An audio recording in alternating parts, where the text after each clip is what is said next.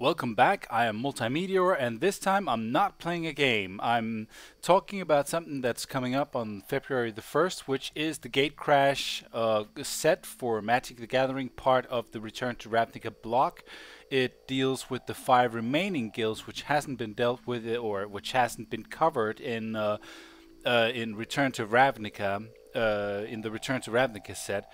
And if you are a Duels of the Planeswalker player and not a Magic the Gathering player in general, then you will know them from being the 5 guilds that we see covered, the 5 dual-colored decks that we see covered in the 3 deck packs, the final one being released for Steam and Xbox Live today, yesterday on PSN, and tomorrow on iPad. In this video we will be talking about the guild mechanics of the Dimir guild. In the 4 upcoming videos we will be talking about the guild mechanics for the other 4 guilds.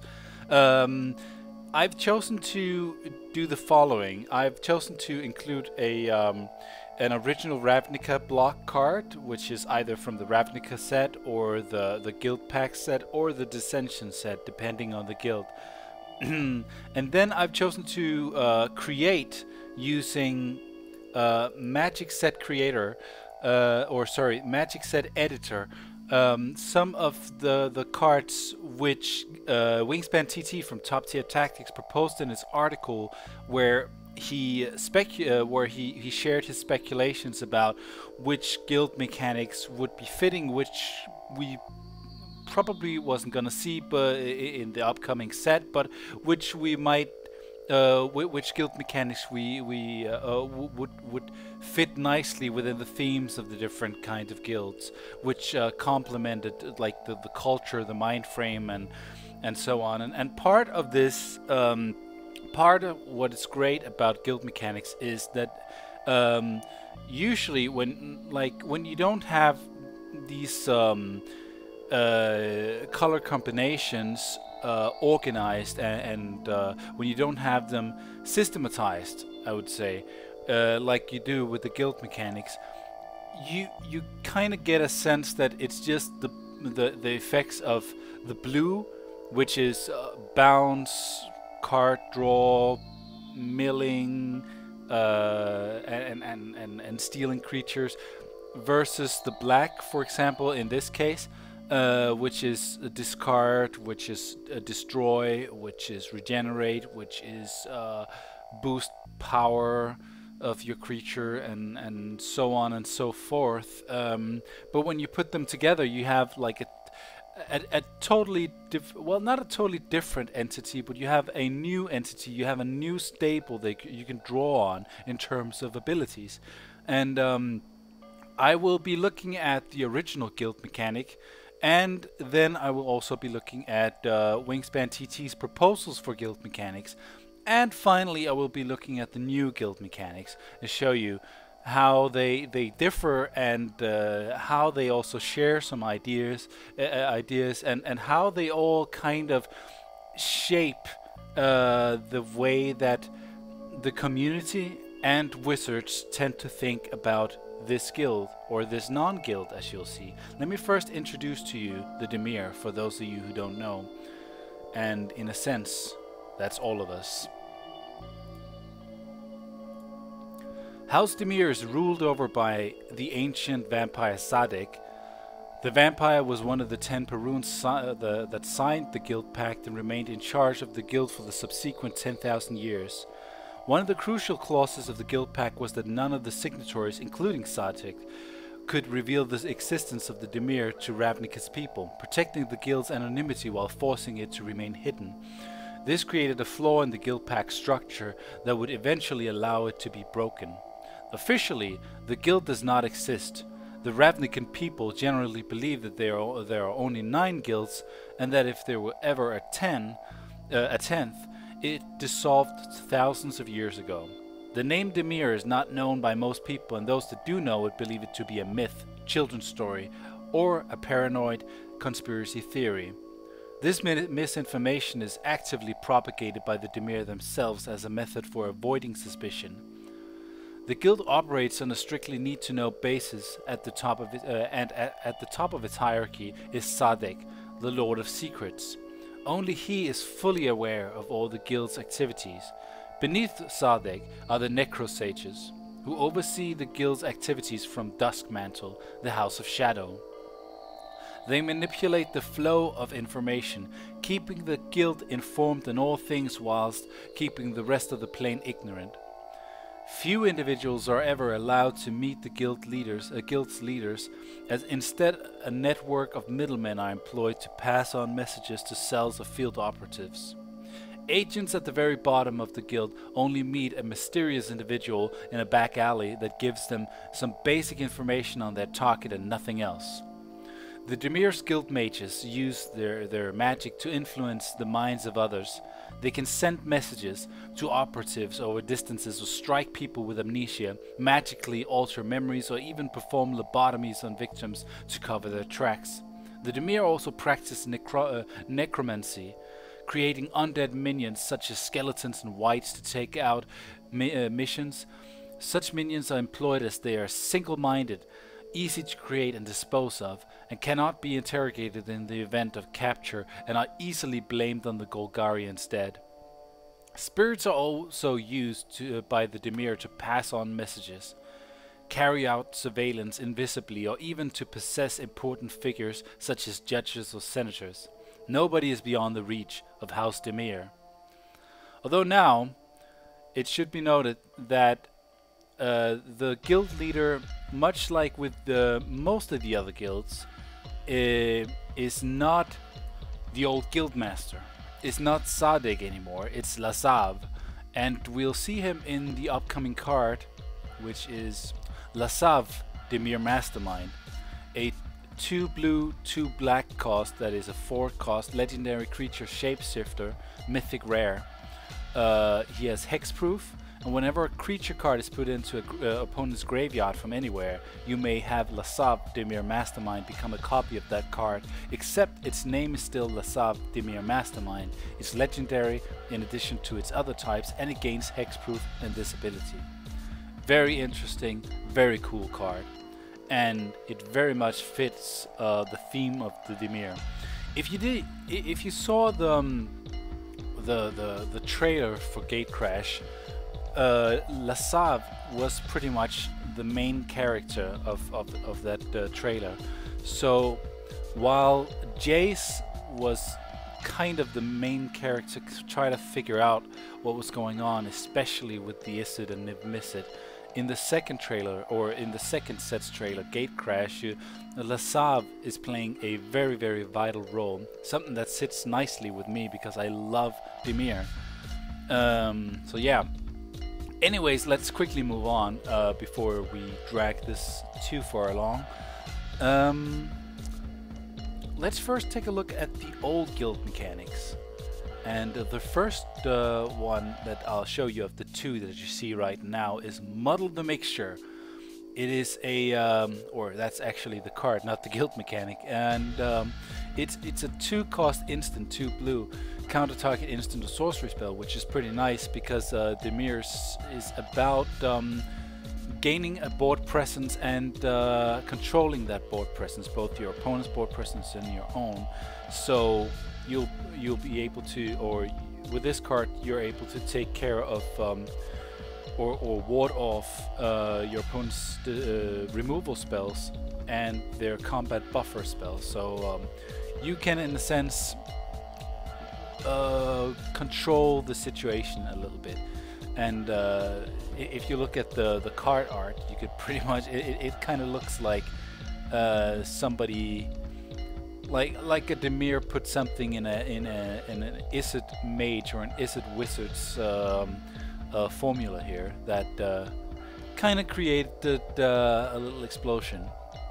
Anyways, the guild mechanic is Transmute, and I believe, I'm not entirely sure, but I think that all Transmute cards are 3 cost, or all Transmute abilities are 3 cost. Not entirely sure, but what this ability does is it basically cycles this card except that you don't draw a random card or the first card in your library. You search your library and you draw exactly the card you need with the same converted mana cost as the spell, which is 2 in this case. And then you shuffle your library, and you can only play this as sorcery. But that's pretty interesting. It is a way of taking what you have and see, well, these are my options right now. I know I have better options in my library, so the options in my library become the options I have next turn, or perhaps right now if I have enough mana. So that's very interesting, and it's a nice way of showcasing how the Dimir controls information, but it's a very, very passive ability. On the right we see another card, which is Clutch the Undercity. It's a 4-cost instant, it costs 1 colorless, 2 blue, 1 black.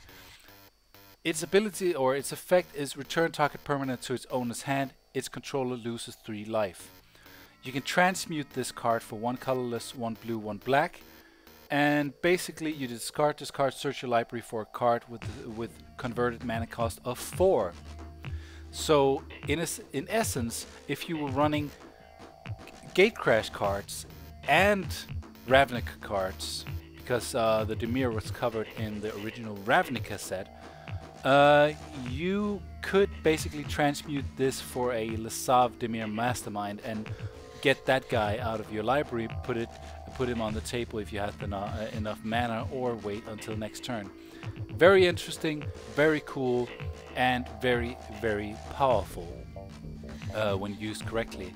Especially if you build your deck around transmutes, and so your transmute cards complement what you might want at some point, or what you want at different stages during the game. It's a way of making your spells relevant at later points in the game as well. Anyways, these were the original, or this is the original guild mechanic.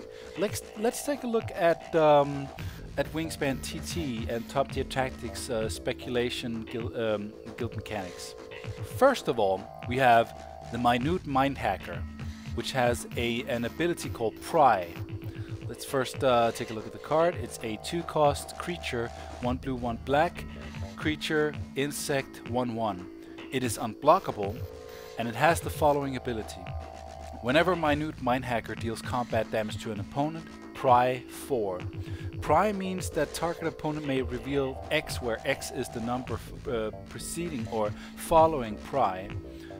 In this case 4 cards from his or her hand, and the top 4 cards of his or her library to you.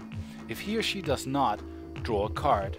So it's a way of saying, either you show me what you have and what you'll get. You will not see what you get until you actually draw those cards, but I will see them. Or you give me more options by letting me draw a card. So it's a way of forcing your opponent to do certain things, perhaps also forcing your opponent to get rid of his hand quicker, or get rid of certain cards in his hand, so it's not usable information for you, in a sense. Very, very interesting ability, very interesting card. I do think that it could be a little much with both revealing cards in hand and cards from your library. Perhaps it should say or rather than and. So you either take a look at what your opponent has in hand, or take a look at what your opponent is going to draw the next 4 turns. And if your opponent denies you that privilege, you get to draw a card. So it's a win-win in a sense. Very interesting, very cool. And by the way, the card art is just a random, not a random, but a somewhat fitting card that I found on Google, through Google Images. Same goes for every other card that I've created for this for Wingspan's cards or proposed cards. All right, let's take a look at the other one. Here is one, I think the only artifact that he proposes as an example card, and one of the only cards that is not a creature. It is an artifact, equipment, It is a 3 cost, and it's called Scandal Ridden Dossier. It has the ability Blackmail. You can attach it for 1 colorless, 1 blue, and 1 black, and equipped creature gains whenever this creature deals combat damage to a player, Blackmail. Blackmail means to name a non-land card. Until your next turn, whenever a player plays the named card, he or she discards that card. So basically, the spell doesn't resolve. It is a nice, a little bit more passive control. Well, in some ways aggressive, I guess. But a very controlly ability, much like Pry is a very controlly ability. It's not a very aggressively controlly, but it's a information control kind of deal. And you kind of to get this to work, you kind of need information about your opponent's hand, and you get that from in a number of different ways. For example, if you were able to combine those two guild mechanics, Pry and Blackmail, you would have a pretty good time, or pretty decent time of saying or getting a sense of what your opponent has in hand, and then forcing him not to play it, at least on your turn. Very interesting card. But I think it is not as strong as Pry, and the fact that it's only when you deal, like, oh, it's actually until your next turn. Until your next turn, alright. So it's actually for a whole turn, also your opponent's turn. So you force him not to play certain cards every turn. That's very interesting. And actually, if you know your opponent's cards, you will be able to pretty much force him into not playing certain things. Especially, it's a good this ability is very good if you're trying to play around certain removal spells, for example, or certain creatures. So yeah, very interesting. But I think Wingspan's 2 abilities here are very information controlling, which is something that the original guild mechanic, Transmute, did not deal with. Transmute was very wizard-like, it was very information delvery-like, but it was not very controlling, it was not very aggressive. And I think Wingspan TT's 2 proposals, Blackmail and Pry, are very controlling, at least on an information level. But it is not; they're not very aggressive. And as you'll see, the guild mechanic that we end up with in Gatecrash is much more aggressive. This is not necessarily better, but it's interesting. So let's take a look at the guild mechanic that we are going to see in Gatecrash. First of all, of these 2 cards, let's take a look at the blue card, the monocolored card. 6 cost, stolen identity, 4 colorless, 2 blue. It's a sorcery, just like every other card supporting this guild mechanic it seems to be. Put a token onto the battlefield that's a copy of target artifact or creature. It is basically a populate card, except that you don't have to copy a token, doesn't have to be your own. You can kill off legendary creatures, or you could copy any kind of creature you want. Here's the kicker. You can use Cipher, which is basically you exile this spell card as encoded on a creature you control. So when you cast it, you choose to cipher or encode it on a creature, and then the spell doesn't resolve. But every time this creature deals combat damage to a player, you make its controller may cast a copy of the encoded card without paying its mana cost. It resolves every time this creature deals combat damage to a player. So while the only unblockable card, unblockable Isaac card, sorry, the only unblockable Dimir card that is revealed, as far as I can see, in from the Gatecrash set so far, is the creature that the Dimir key rune becomes. You turn it into a 2/2 blue black horror until end of turn, and it is unblockable this turn. if you encode stolen identity onto this card, or if you encode it onto an invisible stalker for that matter, or something else outside of the set, you will be able to get yourself a copy of either a creature or an artifact every turn. And that is very, very, very powerful. That is probably why it's a 6 cost. Alright, the second card that we have here as an example card of the Cipher ability is Whispering Madness. It's a 4 cost, 2 colorless, 1 blue, 1 black, and each player discards his or her hand, then draws cards equal to the greatest number of cards a player discarded this way. That is very powerful. At first glimpse it might not seem as powerful, like you're going to give your opponent more cards.